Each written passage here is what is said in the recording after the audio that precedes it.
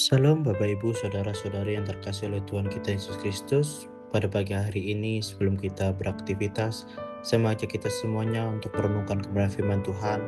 Sebelum itu marilah kita berdoa.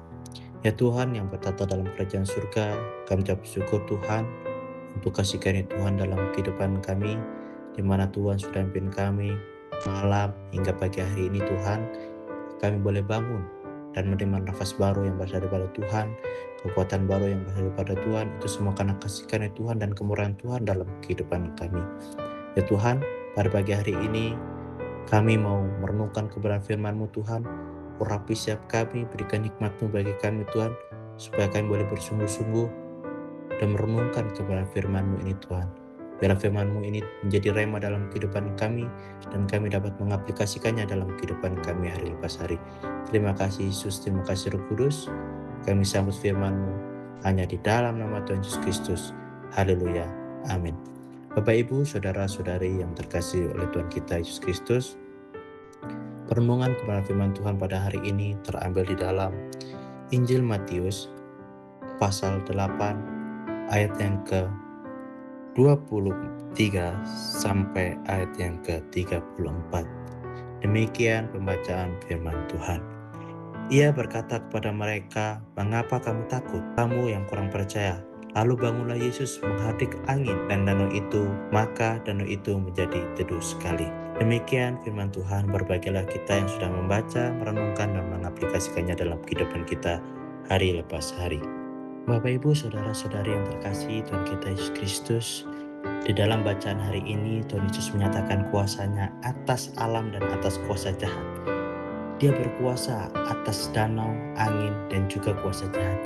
Tidak ada yang tidak tunduk kepada kuasa yang dimiliki oleh Kristus Yesus. Kalau kita melihat ayat yang ke-23 dan 27, mengisahkan ketika Yesus naik perahu bersama dengan murid-muridnya. Perahu itu umumnya hanyalah perahu kecil untuk beberapa orang saja. Ketika mereka sedang di tengah-tengah danau, angin ribut pun mengamuk. Kalau kita melihat ayat ke-24, mengatakan bahwa Yesus sedang tidur. Ketika murid-murid mengalami ketakutan yang sangat luar biasa, Yesus dengan tenang beristirahat. Dia menyerahkan segala kekhawatirannya ke dalam tangan Sang Bapa.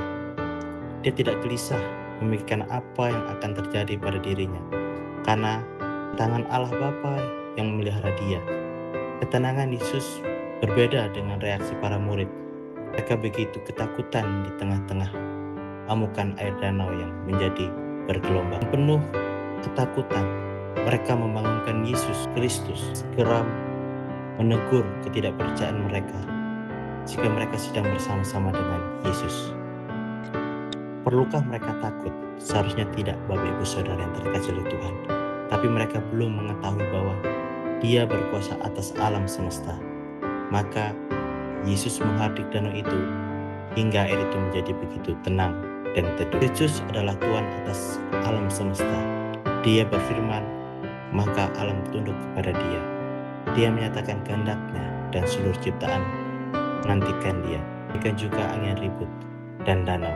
Bapak Ibu saudara-saudari terkasih oleh Tuhan kita Yesus Kristus. Bapak Ibu saudara-saudari yang terkasih oleh Tuhan, angin ribut dan air yang bergelombang seringkali identik dengan kuasa jahat. Laut yang bergelora pun seringkali dianggap sebagai bagian dari kuasa kekacauan yang gelap dan jahat. Setan atau hantu atau apapun kuasa jahat itu, itulah makhluk-makhluk yang menguasai laut dan danau. Percayalah bahwa di danau besar ada kuasa jahat itu diruntuhkan juga oleh mujizat Tuhan Yesus. Yesus berkuasa atas alam, bukan kuasa jahat.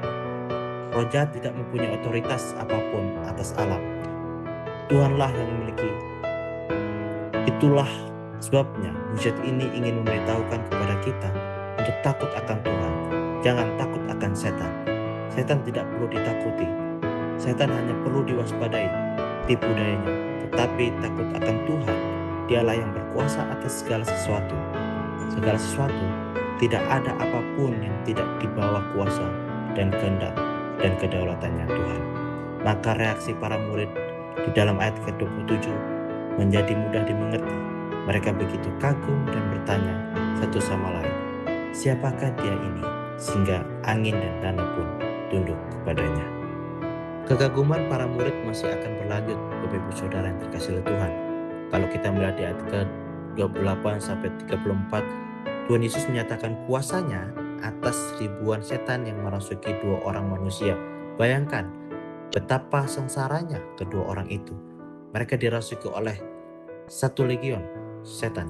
Kalau kita melihat di dalam Lukas pasal yang ke-8 ayat 30, 1 legion tentara Romawi terdiri dari lebih dari 5.000 orang tentara. Berarti orang ini dirasuki oleh lebih dari 5.000 setan. Mungkin demikian. Yang pasti 2.000 ekor babi dirasuki oleh mereka setelah mereka diusir oleh Yesus. Kalau kita melihat di dalam Markus pasal yang ke-5 ayat yang ke-13, kerasukan setan merupakan kejadian yang sangat mengerikan dan sulit dijelaskan dengan akal sehat, Bapak Ibu Saudara yang terkasih Tuhan. Tubuh seorang bisa berubah, suara yang menjadi lain, dan tanda-tanda luka yang aneh-aneh dapat muncul. Orang yang dirasuki pun dapat mempunyai kekuatan yang melampaui kekuatan manusia normal.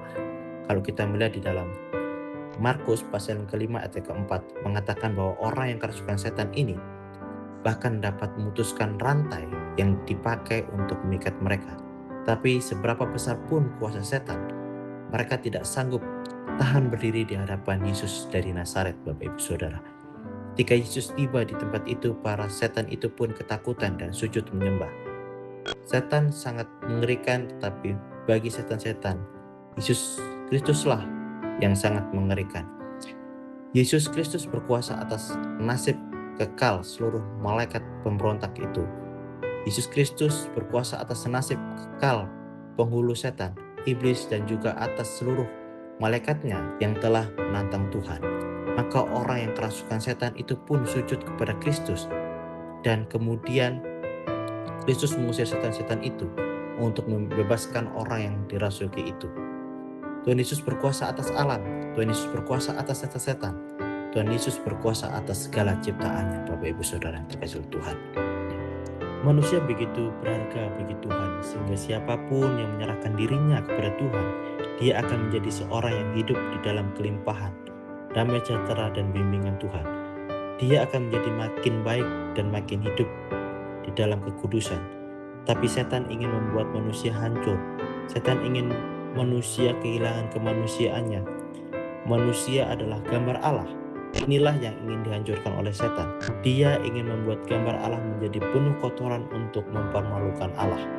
Tapi Kristus lebih kuat dan lebih berkuasa dari setan. Dia hanya perlu berfirman, dan setan pun lari daripadanya. Puji Tuhan, Bapak Ibu Saudara yang terkasih oleh Tuhan, karena kita dikasihi dan dihargai oleh Tuhan. Perhatikan bagaimana Tuhan Yesus menyatakan kedaulatannya, karena setan-setan pun harus minta izin kepadanya untuk melakukan segala sesuatu. Tuhan Yesus berdaulat itu sekarang rela menyerahkan kuasanya dan kekuatannya untuk menebus manusia. Rela menjadi hina dan rela disiksa, bahkan mati di kayu salib untuk membebaskan kita semua dari kuasa dosa. Amin. Mari kita berdoa. Ya Tuhan yang bertata dalam kerajaan surga, kami ucap syukur Tuhan, hari ini kami boleh belajar kebenaran firman-Mu, adalah firman-Mu yang boleh kami pelajari pada hari ini. Kami dapat mengaplikasikannya dalam kehidupan kami lepas hari Tuhan, supaya kami dapat menjadi berkat Tuhan. Ya Tuhan, kiranya Engkau memberkati setiap kami Tuhan pada hari ini Tuhan.